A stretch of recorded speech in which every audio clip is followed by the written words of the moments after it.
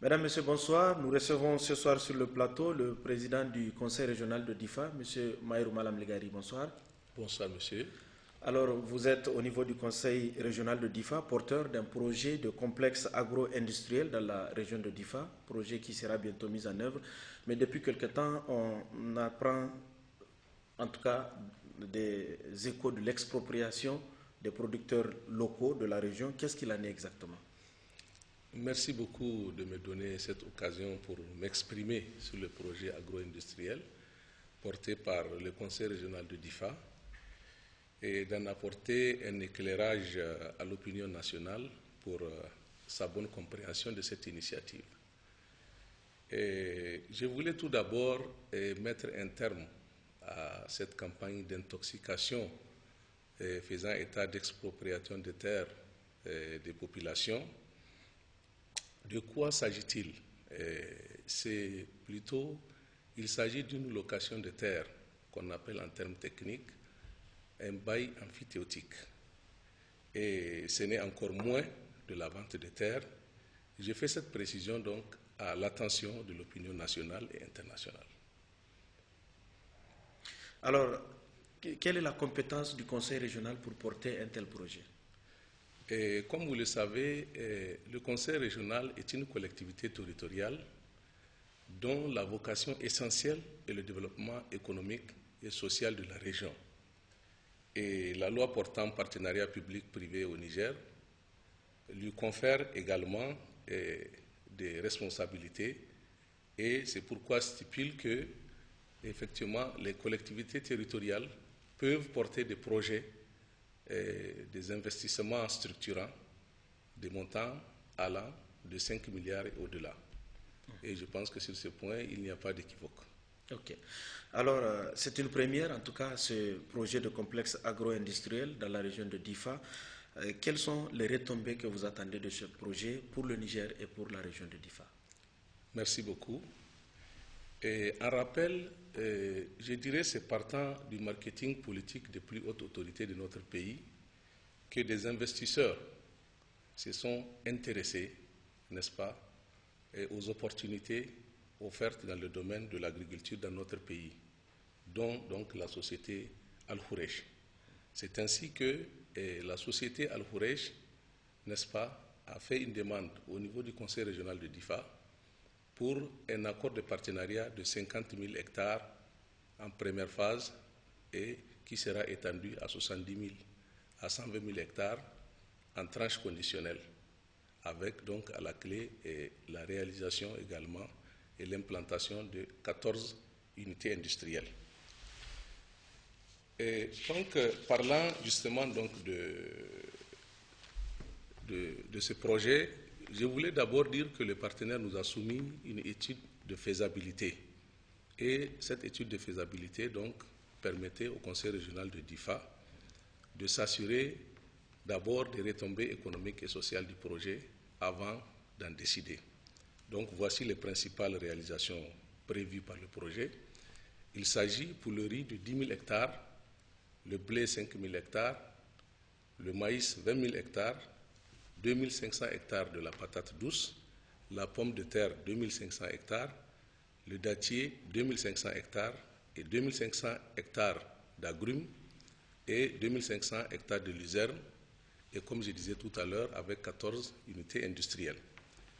Donc parlant des retombées pour l'État, dans le cadre de ce projet, il y a des recettes fiscales et parafiscales dont la TVA sur les produits en commercialisation qui sont prévus à peu près à plus de 300 milliards de francs CFA en année de croisière.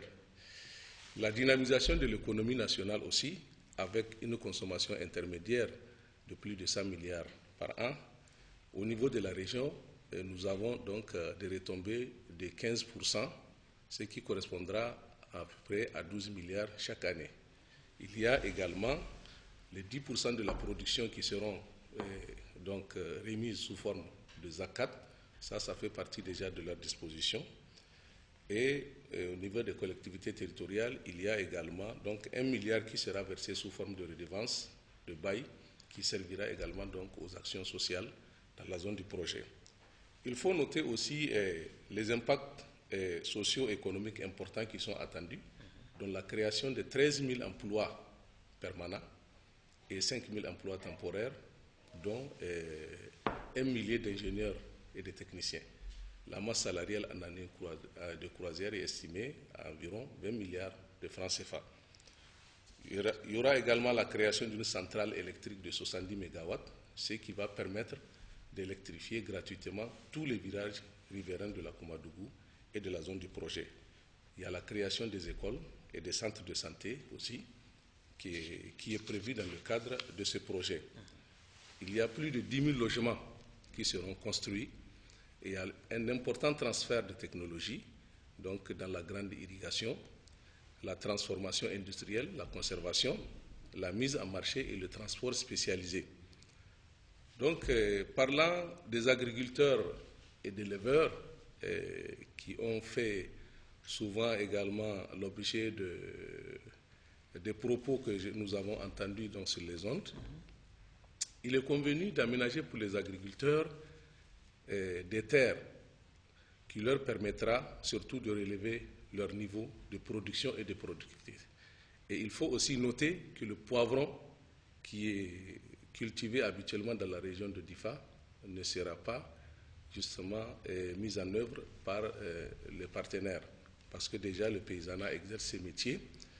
Et donc il n'y aura pas de concurrence. Il n'y aura pas de concurrence parce que les métiers liés à cette filière sont quand même maîtrisés depuis longtemps par nos paysans. Et pour ce qui concerne les éleveurs, il n'y a pas péril en la demeure non plus, n'est-ce pas? Parce que la culture de la luzerne et les sous-produits de la canne à sucre et des autres cultures vont permettre donc de produire une alimentation de bétail en quantité et en qualité. Alors qu'est-ce que cela veut dire? Je prends un exemple. Quand vous prenez un UBT, c'est-à-dire unité bétail tropicale, un bovin d'environ 250 kg, il a besoin de 6,25 kg de nourriture matière sèche par jour.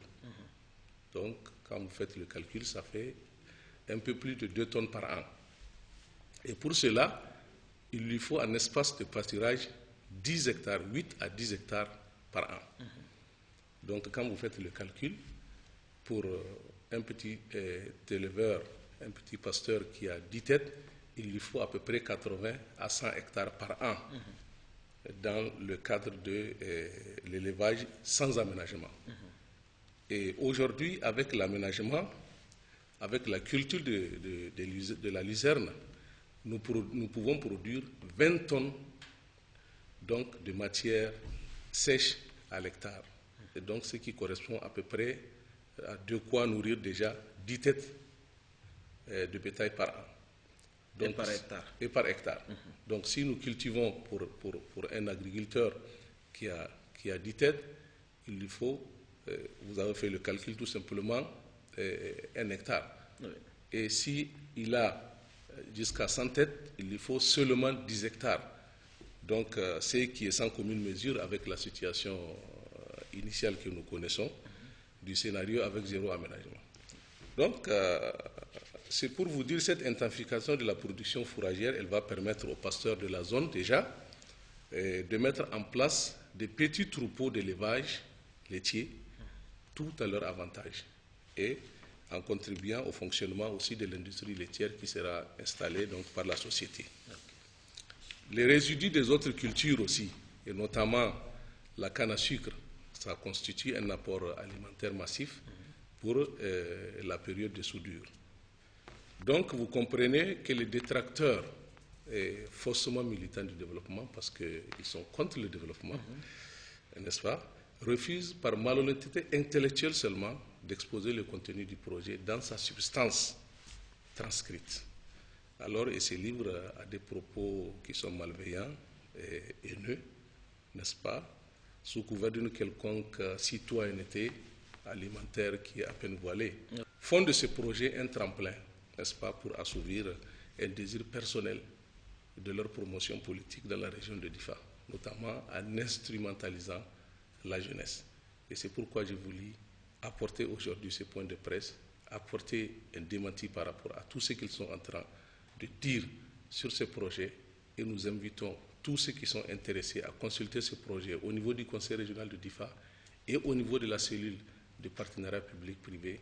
Les informations sont là, elles sont crédibles, elles sont tangibles et ce projet est exclusivement à l'avantage de nos populations et dans l'intérêt de notre pays. Voilà, merci Monsieur le Président. Merci à vous d'avoir suivi et bon vent à ce projet de complexe agro-industriel dans la région de Difa. Merci beaucoup.